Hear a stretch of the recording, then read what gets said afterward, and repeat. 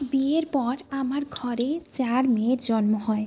আমি যখন পঞ্চমবার গর্ভবতী হলাম তখন আমার শাশুড়ি বললেন, এবার মেয়ে জন্ম দিলে তোমাকে ঘর থেকে বের করে দেব। সারাক্ষণ আমি এই চিন্তাতেই থাকতাম এবং দিনরাত প্রার্থনা করতাম যে একটি পুত্রের যেন জন্ম হয়। একদিন চাকর বলল, বোন, প্রতিদিন একটি করে কাঁচা ডিম খাও। আমি চ্যালেঞ্জ করছি যে তোমার ছেলে হবেই, আর প্রতিদিন একটি কাঁচা ডিম খেয়ে ঘুমাতে শুরু করি। কিন্তু প্রসবের সময় যখন সন্তানের জন্ম হয় তখন আমি জ্ঞান হারিয়ে ফেলেছিলাম, কারণ সেখানে তো চাকরের। আমার নাম জাইরা। আমি বিয়ে করেছি 5 বছর হলো। আমি খুব ধনী পরিবারে বিয়ে করেছি। আমার বাবা মা না এই পরিবারের লোকদের দেখছে না অন্য কিছু। তারা কেবল এই ভেবেই খুশি যে তারা একটি বড় পেয়েছে এবং একমাত্র ছেলে পেয়েছে। কিন্তু যে বাড়িতে একমাত্র ছেলে, সেখানে সমস্ত দায়িত্ব বৌমার উপরেই বর্তায়। এই বাড়িতে কোনো কিছুর অভাব ছিল না, কিন্তু একটা জিনিস জীবনকে দুর্বিষহ করে তুলেছিল। সেটা হলো এই বাড়ির উত্তরাধিকারীকে জন্ম দিতে হবে। বিয়ের প্রথম বছরই আমি গর্ভবতী হয়েছিলাম। খুব খুশি ছিলাম আমি, কিন্তু এটা আমার জীবনের বাস্তব যে একজন নারীর কাছ থেকে প্রত্যাশার শেষ নেই। আগে ভালো করে পড়াশোনা করো, তারপর চেহারার যত্ন নিও, তারপর জিজ্ঞেস করা হয় তার বিয়ে হবে কি না। যদি সে বিবাহিত হয়, সে মা হয়েছে কি না, এবং যদি সে মা হয়ে থাকে সে কি পুত্রের মা নাকি কন্যার মা, এবং যদি তার একটি কন্যা থাকে তবে পুত্র কেন হলো না। মেয়েদের সারা জীবন এইসব কথা শুনেই কেটে যায়। আল্লাহ আমাকে একটি কন্যা সন্তান দান করেছেন। আমি খুব খুশি ছিলাম, কারণ এমন মানুষও ছিল যাদের বিয়ের 10 বছর পরও সন্তান হয়নি। কিন্তু আমার শাশুড়ি ও স্বামীকে মোটেও খুশি মনে হয়নি। তবুও তারা বিরক্তি প্রকাশ করেনি। কিন্তু ভাগ্য না জানি আমার জন্য কি পরিকল্পনা করেছিল। আমার ঘরে একের পর এক 4টি কন্যা সন্তানের জন্ম হয়। এই বাড়িটিকে প্রাসাদ বলাই বেশি উপযুক্ত হবে। এই প্রাসাদে একজন চাকরও ছিল, যাকে সবাই আবিল বলে ডাকে। এই বড় বাড়িতে সেই ছিল যে আমার কষ্ট বুঝতো। সে বলতো, তোমার ঘরে ভগবান রহমত করেছেন। সে প্রায় বাইরে এসে আমাকে খবর দিত যে আমার একটি মেয়ে হয়েছে। তার বিনিময়ে তাকে আমার স্বামী চড় মারত। 2 মেয়ে হওয়ার পর আমার স্বামী এবং আমার শাশুড়ি খুব রেগে গেলেন। তারা আমায় অনেক কথা শোনালো এবং কয়েক সপ্তাহ ধরে তাদের মেজাজও ভালো ছিল না। এখন তো আমার স্বামী তার মেয়েদের আদরও করতো না। আমার শাশুড়িও তাদের কাছে ঘোরাঘুরি করতে দিত না। সে তাদের সাথে এমন আচরণ করতো যেন তাদের স্পর্শ করলেই তার হাত নোংরা হয়ে যায়। আমার খুব মন খারাপ হতো। এই বাড়িতে আমার মেয়েরা সব সুযোগ সুবিধা পেত। তারা ভালো স্কুলে যেত, ভালো খেত, কিন্তু কেউ তাদের ভালোবাসে না।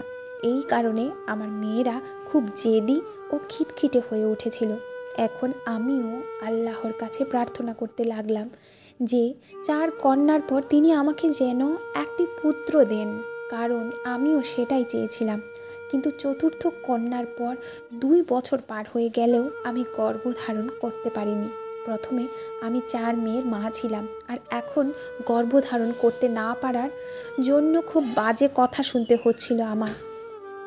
মানুষ যখন খুব কষ্টে থাকে, চিন্তায় থাকে, তখন যার সাথে দেখা হয় তাকে সে তার অনুভূতি বলে। একইভাবে আমি আমার সেবক আবিলের কাছে আমার অনুভূতি প্রকাশ করতাম যে আমি আজকাল খুব চিন্তায় আছি। আমি আবিলকে নিজের সম্বন্ধে সবই বলে দিয়েছিলাম। আমি কি পছন্দ করি আর কি অপছন্দ করি, আমি কেন টেনশনে আছি। কিন্তু আবিল কখনোই আমাকে নিজের সম্পর্কে কিচ্ছু বলেনি। যাই হোক, আমার তার সম্বন্ধে জানার কোনো ইচ্ছাও ছিল না। সে একজন অসুখী মানুষ ছিল, আমার যে বয়সে সে ছোট ছিল। সে এই ঘর ও পরিবারের খুব অনুগত ব্যক্তি ছিল। তার বাবা দাদাও এখানে চাকরের কাজ করত। আমি দিন রাত তার জন্য দোয়া করতাম। তারপর আল্লাহ আমাকে আশীর্বাদ করলেন। আমি 5মবারের মতো গর্ভবতী হলাম। আমি খুব খুশি ছিলাম। কারণ আল্লাহ আমাকে একটি আশা দিয়েছেন। এটা না হলে খুব খারাপ হতো।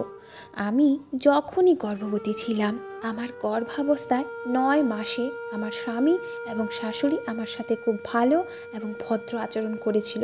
তারা আশা করেছিল যে সব কিছু ঠিক হয়ে যাবে এবং ঈশ্বর আমাদের একটি পুত্রের আশীর্বাদ করবেন। ছেলে মেয়ে হওয়ার চিন্তায় তারা এতটাই জড়িয়ে পড়ল যে ডাক্তারের থেকেও জানতেও চায়নি তারা ছেলে হবে নাকি মেয়ে হবে। তিনি বলতেন যে প্রসবের সময়ই জানতে পারা যাবে। এর পেছনেও হয়তো কিছুটা ভয় ছিল। একদিন আমি আমার রুমে বসেছিলাম, এমন সময় আমার শাশুড়ি এলো। প্রথমে আমার স্বাস্থ্যের কথা জিজ্ঞেস করলো, তারপর সে আমাকে বলল, দেখো, এইবার যদি তোমার ছেলে না হয় তাহলে আমাদের এমন কিছু করতে হবে যা তুমি ভাবতেই পারবে না। আমি জিজ্ঞাসা করলাম যে আপনি কি বলছেন, কি করবেন আপনি? আমার শাশুড়ি বলল, আমরা তোমাকে এই ঘর থেকে বের করে দেব। আমি ভীষণ ঘাবড়ে গেলাম, আমার চোখে জল চলে আসলো। আমি বললাম যে এই ঘর ছাড়া আমার আর কোথায় যাবার আছে? আমার মা বাবা তো এই দুনিয়াতেই নেই, ভাই বোন কেউ নেই। যদি আপনি আমাকে ঘর থেকে বের করে দেন তাহলে আমি আমার মেয়েদের নিয়ে কোথায় যাব? আমার শাশুড়ি বলল, সেটা আমার জানার দরকার নেই, এজন্যই প্রার্থনা করো যে তোমার যেন ছেলেই হয়। যদি তোমার ছেলে হয় তবে তুমি এই বাড়িতে রানী হয়ে রাজ করবে, আর আমিও তোমাকে অনেক ভালো রাখবো। তোমার মেয়েরা আর তুমি যা চাইবে তোমাদের সামনে হাজির করে দেব। কিন্তু যদি তোমার ছেলে না জন্ম নেয় তাহলে ভেবে নাও তোমাকে আকাশ থেকে তুলে মাটিতে ছুঁড়ে ফেলে দেব, আর আমি আমার ছেলে দ্বিতীয় বিয়ে করিয়ে দেব। আমি একেবারে পাক্কা সিদ্ধান্ত নিয়ে ফেলেছি। আমি তোমাকে 5টা সুযোগ দিয়েছি। যদি 5টা সুযোগের পর তোমার ছেলে না হয় তাহলে এতে তোমার ভুল। আমরা তো সিদ্ধান্ত নিয়েই ফেলেছি। আমার শাশুড়ির মনে যা এসেছিল সে আমাকে শুনিয়ে দিল। এমনকি সে এটাও বলে দিয়েছিল, যদি ছেলে জন্ম না দিয়েছ তাহলে সেই দিনই নিজের 5 মেয়েকে নিয়ে এই বাড়ি থেকে তোমাকে চলে যেতে হবে। আমি অবাক হয়ে গিয়েছিলাম, সে এত বড় নিষ্ঠুর কিভাবে হতে পারে? কখনোই এরা আমার সাথে ভালো ব্যবহার করেনি, কিন্তু তা বলে ওরা আমার সাথে কিভাবে এরকম করতে পারে? কিছুক্ষণ আগে আবিলকে আমি আমার জন্য জুস বানাতে বলেছিলাম, সে ওটাই দিতে হয়তো আমার ঘরে আসছিল। তখন সে আমার শাশুড়ির কথা শুনে নিয়েছিল আর আমাকে কাঁদতে দেখেছিল। যখন সে আমার ঘরে আসলো তখন আমার চোখের জল এমনভাবে বইছিল যে আমি তাকে আটকাতে পারিনি। আবিল একদিকে জুস রাখলো আর দাঁড়িয়ে রইল। সে মাথা নামিয়ে নিল আর আমি আমার চোখের জল মুছলাম।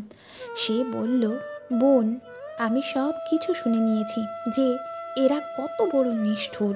ওর বাবা দাদু এরকমই ছিল, আর ওদের বংশের ওপর কোনো অভিশাপ ছিল যে অনেক বছর পর্যন্ত তাদের বংশে কোনো ছেলে জন্ম নেবে না। বড় সাহেবও তো বড় বউয়ের বিয়ের প্রায় 10 বছর পরে জন্ম নেন। আমি অবাক হয়ে গেলাম যে আমার শাশুড়ি 10 বছর পর্যন্ত সন্তান জন্ম দিতে পারেনি। সে কীরকম অনুভব করেছিল তখন? সেরকমই তো যেরকম আজকে আমি অনুভব করছি। তাহলে সে কি আমার কষ্টটা অনুভব করতে পারছে না? আর আমি তো এই ঘরকে তাও সন্তান দিয়েছি, এমন তো নয় যে আমি বাজা। বোন, আমি তোমাকে একটা উপায় বলতে পারি, এটা বড় পুরনো উপায়। আমাদের বড়দের সবার এই ব্যাপারটায় খুব বিশ্বাস ছিল। বেশি কিছু করতেও হবে না, তোমায় শুধুমাত্র রাতে শুতে যাবার আগে একটা করে কাঁচা ডিম খেতে হবে। আমি দাবি করতে পারি যে তোমার এবার ছেলেই হবে। তুমি যখন এত কিছু করে দেখে নিয়েছো তো এটাও করে দেখে নাও। যদি ছেলে জন্ম না দিয়েছো তো আমার নাম বদলে দেবে। বড় লোকদের মধ্যে একটা কথা প্রচলন আছে যে যখন তারা খুব বেশি চিন্তায় থাকে তখন অশিক্ষিত আর অবুঝ চাকরদের দেয়া পরামর্শ তারা শোনে, আর এটাও ভাবে না যে সে যে পরামর্শ দিচ্ছে তার পেছনে কোনো কারণ আছে কিনা। আমিও আবিলের কথা মেনে নিয়েছিলাম। তাকে বললাম যে রোজ রাতে একটা কাঁচা ডিম খেয়ে শোবো আমি যদি ভুলে যাই তো তুমি আমার জন্য কাঁচা ডিম নিয়ে আসবে। আবিল বলল, আমি এই কাজটা যথেষ্ট গুরুত্ব সহকারে করব, আর আমি বিশ্বাস করি যে এবার তোমার ছেলেই হবে, আর তারপর তুমি এই বাড়িতে রাজত্ব করবে, আর আজ না হয় কাল আমি তোমার সেবা করব। আর আমি ভীষণ খুশিও হব যে অনেক বছর পর এই বড় বাড়িটা কোনো ভালো মালকিন পাবে। যেরকম আবিল বলেছিল আমি সেই রকমই রোজ রাতে কাঁচা ডিম খাওয়া শুরু করলাম। প্রথমে তো আমার অদ্ভুত লাগতো, কিন্তু আমি কোনো পরোয়াই করতাম না যে এর স্বাদ কেমন, এটা খাওয়া উচিত কিনা। আমি শুধু যে কোনোভাবে ছেলের মা হতে চেয়েছিলাম, এটাই আমার একমাত্র উদ্দেশ্য হয়ে গিয়েছিল। যদি আমি কোনো দিন ভুলেও যেতাম, আবিল নিজে দুধ দেওয়ার বাহানায় এসে আমাকেই ডিম দিয়ে যেত। ঘরের কেউ এ ব্যাপারে কোনো খবরই রাখতো না, কিন্তু একদিন আমার বর এটা দেখে নিয়েছিল। আর তারপর সে বলল যে এই ডিমটা তোমার জন্য এসেছে। আমি বললাম যে সেদ্ধ করা ডিম। তোমার মা বলেছে যে রাতে দুধের সাথে একটা করে ডিম খাও। তারপর আমার বর তার সাথে বলতে লাগলো, হ্যাঁ, কিন্তু এটাও তুমি প্রার্থনা করো যে তোমার যেন ছেলেই হয়, না হলে এসব খাওয়া দাওয়া তোমার কোনো কাজেরই নয়। কখনো কখনো আমি এটা ভেবে ভীষণ কষ্ট পেতাম যে আমার বরই আমায় বোঝে না, আমার জন্য কিছুই করে না, কিন্তু অন্তত পক্ষে আমাকে সাহস তো দিতে পারতো। যদি আমি তার একটুখানি সাহস পেতাম, একটুখানি সমর্থন পেতাম, তাহলে হয়তো আমি চিন্তামুক্ত থাকতাম। কিন্তু সত্যি তো এটাই যে আমি তার থেকে আর কোনো বিষয়ে কোনো কিছু আশাই করি না। সে আমাকে কখনোই নিজের জীবনসঙ্গী ভাবেনি। সে আমাকে বাচ্চা জন্ম দেওয়ার একটা মেশিন ভাবত। সে শুধু আমার থেকে ছেলে চাইতো। আমি প্রার্থনা করেছিলাম যে আমার যেন ছেলেই জন্ম হয়, যাকে আমি ওর কাছে ছেড়ে দিয়ে বলতে পারি যে তুমি যেটা চেয়েছিলে পেয়ে গেছো, কিন্তু আমি তোমাকে আর ভালোবাসি না, আর আমরা শুধু নামমাত্র স্বামী স্ত্রী।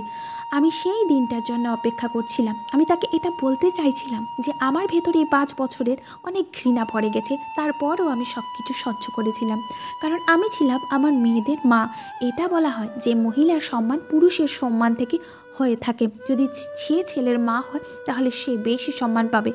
একদিন আমি ওই ঘরে কিছু অদ্ভুত হতে শুনলাম। আমার বর রেগে গিয়ে চিৎকার করছিল যে আবিল কোথায়। জানা গেল সে কোথাও উধাও হয়ে গেছে, সে ঘরে নেই। কিন্তু সে তো আজ পর্যন্ত কোথাও যায়নি। আজ আমার গ্রাম থেকে একজন দরকারি বন্ধু আসছিল। আমার এত কাজ পড়ে রয়েছে, আর সে কোথায় চলে গেল। আমিও ভাবতে লাগলাম যে আবিল কোথায় চলে যেতে পারে, কিন্তু সে রাত হবার আগেই ফেরত চলে এলো। তাকে আমার বর অনেক বকলো, কিন্তু সে সমস্ত কাজ সময়ের মধ্যেই করে ফেললো। যখন সে রাতে ফেরত এসেছিল, আমি তাকে জিজ্ঞেস করলাম, তুমি কোথায় চলে গিয়েছিলে? তখন সে বলল, কারোর সাথে দেখা করতে গিয়েছিলাম। কিন্তু আমার যেন মনে হলো যে সে মিথ্যা বলছে। যেরকম আবিল বলেছিল আমি সেই রকমই রোজ রাতে একটি করে কাঁচা ডিম খেয়ে থাকছিলাম, আর সাথে সাথে ঈশ্বরের কাছে প্রার্থনা করছিলাম। আমার শাশুড়ি প্রায়ই বিভিন্ন লোকের সাথে কথা বলতে বলতে বলতো, এবারে আশা করছি আর তোমরাও প্রার্থনা করো যেন ছেলেই হয়, না হলে ওর গল্প এখানেই শেষ করে দেব। ব্যাস, অনেক সহ্য করে নিয়েছি এই বউকে। একদিন আমি আমার বরকে প্রশ্ন করেছিলাম যে যদি এইবারেও আমাদের এখানে মেয়ে জন্ম নেয়, তাহলে কি সত্যি সত্যি তোমরা আমাকে ঘর থেকে বের করে দেবে? আমার বর আমার দিকে একটুখানি তাকালো, আর তারপর এই দুনিয়ার সব থেকে জঘন্য কথা বলল। সে বলল, এই বাড়িতে আমার মায়ের হুকুম চলে। যদি আমার মা বলে যে তোমাকে এই ঘর থেকে যেতে হবে, তাহলে তোমাকে আমি তালাক দিয়ে দেব। তাহলে সত্যি সত্যি তোমাকে এই ঘর থেকে চলে যেতে হবে। আমার বর এই কথাটা খুব ধৈর্য ধরে আর শান্ত মনে বলেছিল, কিন্তু এই কথাটা আমার হৃদয় তছনছ করে দিয়েছিল। কিন্তু আমি আর কোনো কথা বলিনি, এটুকুই বলেছিলাম যে ঠিক আছে, যা তোমার ঠিক মনে হয়। এটা তোমারই জীবন আর তোমারই বাড়ি, আর বাচ্চারাও তোমার। একদিন আমি এমন কিছু দেখলাম যা দেখে আমার হোঁশ উড়ে গেল। রাতের সময় ছিল, এটা ওই সময় ছিল যখন আবিল আমার জন্য ডিম নিয়ে এসেছিল, কিন্তু আজ তার আসতে একটু দেরি হয়ে গেল। আমার ঘুম আসছিল না। আমি চাইছিলাম যে আমি তাড়াতাড়ি খাবার খেয়ে শুয়ে পড়ি। আমার শেষ দিন চলছিল। সকালবেলায় আমার শরীরে কিছু অদ্ভুত অনুভব করছিলাম আমার খুব বেশি ঘুম পাচ্ছিল। আমি বারবার ঘড়ির দিকে তাকাচ্ছিলাম, কিন্তু সময় যেন কাটছিল না, আর আবিল আসছিল না। দেখে আমি ভাবলাম যে নিজেই চলে যাই, দেখি যে সে কি করছে। আর যদি কোথাও সে না থাকে, নিজেই রান্নাঘরে গিয়ে দাঁড়িয়ে নিজের কাজ করে চলে আসি। যখন আমি যেতে লাগলাম আমার বর জিজ্ঞেস করলো ওই সময় আমি কোথায় যাচ্ছি। আমি বললাম আমি একটু হাঁটতে যাচ্ছি, আমার পায়ে অদ্ভুতভাবে টান ধরেছে, একটু যাব তো আরাম পাবো। সে বলল যে ঠিক হয়ে যাবে। সে নিজেই কোনো বই পড়তে বসে গেল। যখন আমি রান্নাঘরের দিকে গেলাম তখন রান্নাঘরের জানালা থেকে আমি কিছু দেখলাম, যেটা দেখে আমার হুঁশ রইল না। আমি অবাক হয়ে গেলাম যে সামনে একটা ট্রে রাখা ছিল, যেখানে একটা দুধের গ্লাস ছিল, আর আবিলের হাতে একটা লাঠি ছিল। সে মন্ত্র পাঠ করে ফু দিচ্ছিল। তারপর ও বাইরে আসতে গিয়ে আমার মুখোমুখি হলো। আমায় দেখে ও এমনভাবে ভয় পেয়ে গেল যেন কোনো চোর পুলিশকে দেখে ভয় পেয়ে গেছে। সে বলতে লাগলো, বোন, আমি তোমার ঘরেই যাচ্ছিলাম, এটা তুমি খেয়ে নিও। আমি তাকে প্রথমেই বলিনি যে আমি ওই সমস্ত করতে তাকে দেখে ফেলেছিলাম। এরপর আমি বলেছিলাম যে তুমি যা করেছো আমি দেখে নিয়েছি। কী করেছিলে তুমি? তুমি কি আমার উপর কোনো জাদুটোনা করছো? বা তোমাকে এটা করতে অন্য কেউ বলেছে? তোমাকে এটা করতে আমার শাশুড়ি বলেনি তো? সে জেনে শুনে আমার উপর কোনো জাদুটোনা করাচ্ছে না তো, যার জন্য আমার মেয়ে জন্ম নেবে আর যাতে আমাকে এই বাড়ি থেকে বের করে নিজের ভাইজির সাথে ছেলের দ্বিতীয় বিয়ে করাবে? তুমি তো এই বংশের পুরনো চাকর, তুমি নিশ্চয়ই এই সমস্ত লোকেদের সাথে মিলে আছো। এই বাড়িতে তো না জানি কতজন এসেছে আর কতজন গেছে। আমিও তো এই বাড়ির একজন এমন মহিলা যে আজ আছি আবার কাল নেই, যে বাঁচবে নাকি মরবে তাতে কারোর কিছু যায় আসে না। তাহলে একটা চাকর আমার সাথে এত ভালো ব্যবহার কিভাবে করতে পারে? আমি পাগল ছিলাম যে তোমার কথা আমি মেনে নিয়েছিলাম। আমার মুখে যা আসছিল আমি বলতে থাকলাম। সে বারবার না বলে ঘাড় নাড়াতে থাকলো। না বোন, এরকম কিছু নয়, আমি তোমার সাথে গাদ্দারি করিনি। হাত জোর করে সে কাকুতি মিনতি করতে লাগলো, কিন্তু আমি তার কথা শুনিনি। আমি হাত দিয়ে আছাড় মেরে ট্রের দুধ, ডিম সব কিছু মাটিতে ফেলে দিলাম। চিৎকার আর আওয়াজ শুনে আমার বর সিঁড়ি পর্যন্ত চলে এসেছিল। আমি আমার বরকে বলতে লাগলাম, এই লোকটাকে এক্ষুনি ঘর থেকে বের করে দাও। আর তখনই হঠাৎ করে আমার পেটে খুব জোরে ব্যথা হতে লাগলো, আর আমি কষ্টে কাতর হয়ে গেলাম। আমার বর তখন আমার দিকে এগিয়ে আসলো, কিন্তু এইবারে আমার অবস্থা ছিল খুব খারাপ। তখন দাই বলল, এটা আমার পক্ষে সম্ভব নয়, খুবই খারাপ অবস্থা, ও মরে যেতে পারে, ওকে হাসপাতালে নিয়ে যাও। আমার বর সবার বিরুদ্ধে ছিল, কিন্তু যখন প্রশ্ন আমার জীবনের, তখন আমার বর তাড়াতাড়ি আমাকে হসপিটালে নিয়ে আসলো। যখন ডেলিভারির সময় আসলো, আমি আমার বাচ্চা দেখলাম, তখন আমার ভীষণ দুঃখ হলো, কেননা সেও মেয়ে ছিল। আমি খুব বাজেভাবে ফুপিয়ে ফুপিয়ে কাঁদছিলাম। ডাক্তারও অবাক হয়ে গেল। হঠাৎ করে সেখানে একটা মহিলা আসলো, আর সে ওখানে আমার মেয়েটাকে তুলে নিয়ে তার জায়গায় একটা ছেলে রেখে দিল। আমি অবাক হয়ে গেলাম, কেননা আমি ওই মহিলাকে আগে কখনো দেখিনি। ওই মহিলা বলল যে আমি আবিলের বউ। যখন আপনাকে আল্লাহ আশা দিয়েছিল, ওই দিনই আমাকেও সে আশা দিয়েছিল। আমার 4টে বাচ্চা আর 4জনই ছেলে। আমি আল্লাহর থেকে মেয়ে চেয়েছিলাম, কিন্তু ঈশ্বর আমায় আবার ছেলেই দিল। কিন্তু আমাকে আবিল সমস্ত কথা বলেছিল, আর সে বলেছিল যে আমাদের ছেলেকে বড় বোনের কাছে দিতে হবে। সে সব কিছু প্ল্যান করেছিল, সে সব কিছু জানতো। আমি প্রথম থেকেই প্রস্তুতি নিয়েছিলাম। এই বাচ্চাটা 2 দিন আগেই হয়েছে, এজন্য কেউ বুঝতে পারবে না যে এটা তোমার নাকি আমার বাচ্চা। সে তার ছেলেকে আমার কোলে দিল। আমি কাঁদতে কাঁদতে খুব কষ্টে হাত জোর করলাম। সে আমার হাতটা ধরে নামিয়ে দিল। সে বলল, তুমি আমার সামনে হাত জোর করো না। আমি তো কাঁদতেই থেকে গেলাম, কিন্তু যখন সে আমার মেয়েকে তুলল, আমার হৃদয় যেন ফেটে যাচ্ছিল কষ্টে। আমি তাকে বললাম, তুমি আমাকে নিজের ছেলে দেওয়ার সাহস করলে, কিন্তু আমার মেয়েকে তুমি আমার থেকে দূরে নিয়ে যাচ্ছ। আমি এটা সহ্য করব কি করে? সে বলল, তুমি চিন্তা করো না, আমি ওকে নিজের সন্তানের মতোই মানুষ করব। সে আমার মেয়েকে উঠিয়ে সেই দরজা দিয়ে বেরিয়ে গেল যেখান দিয়ে সে এসেছিল। আমি ডাক্তারকেও বুঝিয়ে দিয়েছিলাম। ডাক্তার বলেছিলেন যে আজকাল এমন মানুষ দুনিয়ায় দেখাই যায় না। যদি এভাবে আপনার ঘর সংসার বজায় থাকে তো আমি নিজের মুখ একদম খুলব না। আর তারপর আমি তো ডাক্তার, আমি রোজ এই ধরনের মানুষকে দেখি যে মেয়ে জন্ম নেওয়ার সাথে সাথেই তারা বাজেভাবে কাঁদতে শুরু করে দেয় আর দুঃখ পালন করতে থাকে। এরকম একদমই করা উচিত না। প্রকৃতপক্ষে আবিল একজন বিশ্বাসযোগ্য চাকর ছিল। আমার বর আর শাশুড়ি যখন জানতে পারলো যে আমি ছেলে জন্ম দিয়েছি, তারা অনেক খুশি হলো। যেমন আমার শাশুড়ি বলেছিল আমাকে রানীর মতো রাখা হবে আর আমার সমস্ত কথা মানা হবে, আর আমার বর নিজের ছেলেকে পেয়ে ভীষণ খুশি ছিল আর আমার বাচ্চাদেরও সে ভীষণ ভালোবাসত। আর এবার আমি ঘরে গিয়েছি, আমি আবিলকে বললাম আমাকে ক্ষমা করে দাও, আমি না জানি তোমাকে কত কিছু বলে দিয়েছি। সে বলল, বোন কোনো ব্যাপার না, আমি তোমার অবস্থা বুঝেছি, এই ডিমটার এই ঘটনার সাথে কোনো সম্বন্ধ নেই, শুধুমাত্র আমি ভেবে নিয়েছিলাম যে আমি আমার বাচ্চাকে তোমাকে সমর্পণ করব। কিন্তু যদি আমি এই কথাটা তোমাকে প্রথমেই বলে দিতাম, জানি না তুমি কি ভাবতে। তার সাথেই আমি এটাও আশা করেছিলাম যে ঈশ্বর তোমাকে ছেলে দিক। কিন্তু যখন আমরা জানতে পারলাম যে তোমার মেয়ে হয়েছে, আমি আমার বউকে সাথে সাথে ওখানে পাঠালাম। আমিও বিবাহিত, কিন্তু এই কথাটা কাউকে বলিনি।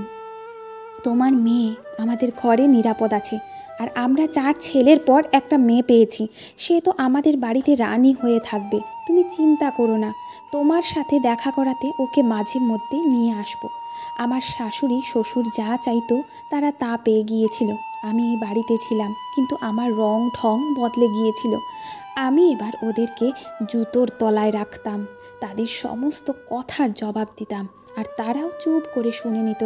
তারপরে ভাগ্য বাজি পাল্টালো, আর একদিন আমার সাথে খুব বড় একটা দুর্ঘটনা ঘটলো। আমার বর আর শাশুড়ি গাড়িতে বসে কোথাও যাচ্ছিল, আর তাদের গাড়ির দুর্ঘটনা ঘটলো, আর তারা দুজন এই দুনিয়াতেই রইল না। আমার বরের চলে যাওয়াতে আমার অনেক আফসোস হলো। আমি কয়েক মাস পর্যন্ত শোক পালন করছিলাম। এবার এই বাড়ির মালকিন আমি হলাম, পুরো বাড়ি আমার হয়ে গিয়েছিল। আমি আবিল আর তার বউ বাচ্চাকে গ্রামে ডেকে নিয়েছিলাম, আর নিজের মেয়েকে নিজের চোখের সামনে বড় হতে দেখার জন্য তাদেরকেও এই ঘরে থাকতে দিয়েছিলাম। আর আস্তে আস্তে আমি গ্রামের আমাদের সমস্ত জমি আর বাড়ি বিক্রি করে দিচ্ছিলাম। আমরা শহরে গিয়ে ঘর বানিয়ে নিলাম, আর শহরে গিয়ে আমি সবাইকে এটাই বলেছিলাম যে আবিল আমার নিজের ভাই। সময়ের সাথে সাথে আমার বাচ্চাগুলো আর আবিলের ছেলেরা বড় হতে লাগলো। আমি তাদের সাথে আমার 5 মেয়ের করিয়ে দিলাম, আর এইভাবে আমার 5টা মেয়ে আমি ফেরত পেয়ে গেলাম। পুরো দুনিয়া এটাই জানতো যে আবিল আমার ভাই। কর্তব্য সে ভাইয়ের থেকে বেশি করেছিল, শুধুমাত্র আমারই সে সাহায্য করেনি, তার সাথে এই বাচ্চাগুলোকেও সে ভালোভাবে মানুষ করতে আমায় অনেক সাহায্য করেছিল। আর এবার আমরা সবাই আবিলের ছেলেরা এবং আমার মেয়েরা একে অপরের সাথে হাসি খুশিভাবে থাকতে লাগলাম। আমরা ভীষণ খুশি এখন। ধন্যবাদ।